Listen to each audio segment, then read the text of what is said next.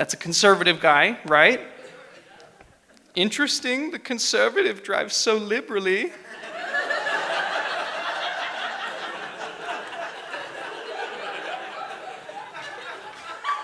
See, we're all the same. But no, it's actually easier to tell based on what they drive.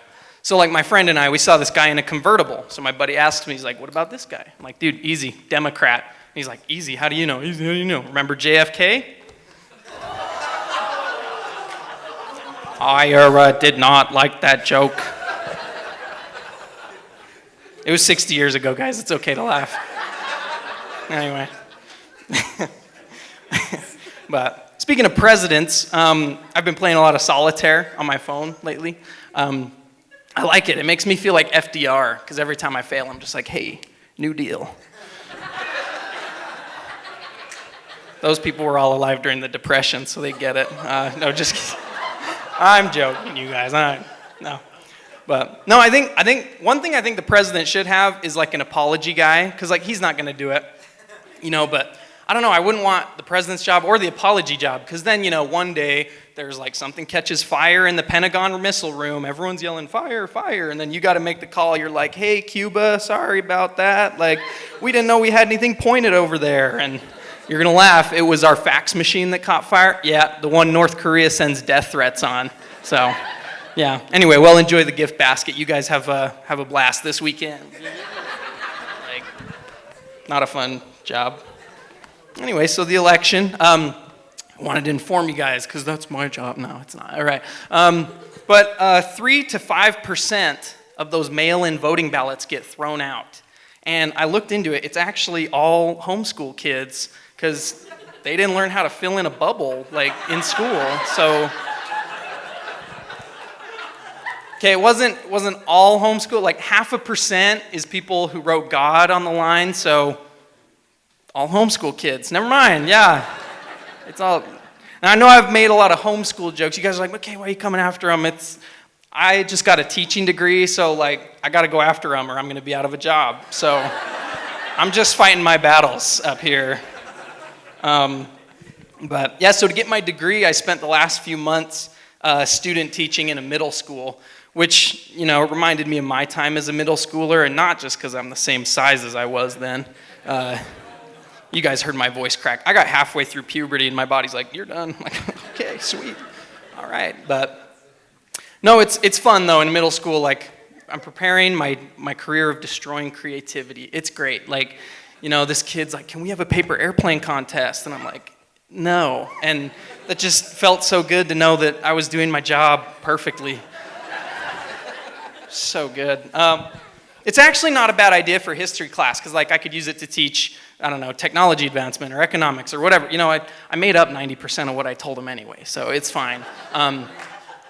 But I couldn't like let him know he had a good idea, because that would foster way too much independent thinking. It's my job as a teacher to create mindless drones who know important things, like the mitochondria is. Perfect. Not an independent thought in the room. Some of you guys are like, mitochondria, what does that have to do with history? Hey, shut up. But no, my rationale for being a teacher, I was thinking, I'm like, man, how can I do the most amount of work for the least amount of money? So I started doing stand-up. It's not paid great. But then I found out if you do stand-up and you're a teacher, they both pay you less. So, sweet gig. Some of you guys are like, that doesn't make sense. Hey, shut up.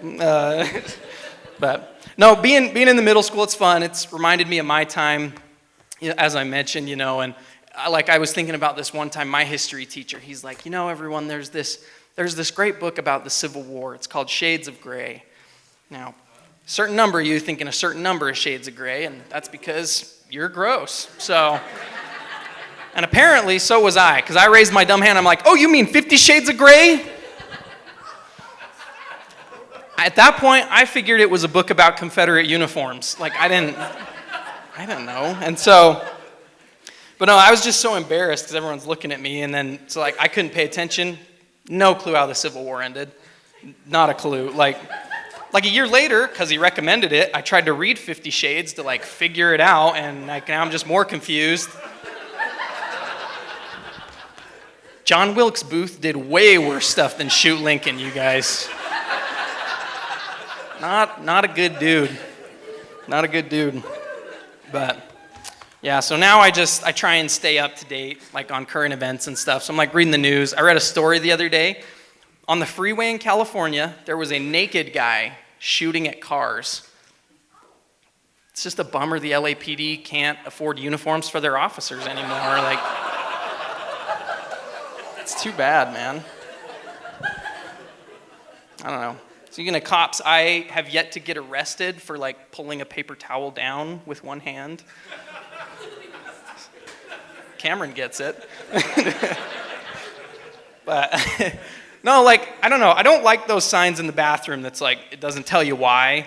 Like, if a sign tells me why, I'm fine. If it's like, please, for the courtesy of our next guest, wipe off the sink. And I'm like, of course, you sweet little vanity. I'll do anything you want. I love you. But when a sign in the bathroom is something like, do not flush feminine hygiene products. Why? Why not? Why can't I flush my own feminine hygiene products that I bought to flush down the toilet? Like, is it going to open up a portal to feminine hygiene products that I'm going to go and take and sell at a discounted rate in front of Walmart? You're welcome, ladies. Call me the Peddler.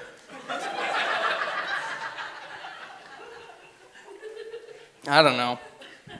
That would be a sweet gig. Then I could probably retire pretty early. Have you guys heard of those like older people who will retire on cruise ships? You guys heard of that? Does anybody like have that goal? I can't see you. Don't raise your hand. But no, I'm like, those funerals have got to be pretty sweet, right? Like, we're bound to lose some at sea. They're old. I mean, like, sending grandma on a cruise is the new sending your dog to a farm. Like, it happens. But I mean, it's probably pretty sweet, right? Like, they put all your little trinkets in your casket, you know. No need to use formaldehyde because the briny deep pickles the carcass just fine. Oh, sorry, that was gross. But I don't know, what do they do? Maybe they send you down the water slide or something, and then they shoot a fire arrow. It goes up in glory. Like, that would be Norwegian Cruise Lines. Carnival Cruise Lines, I don't know, they just like set you afloat on a funnel cake.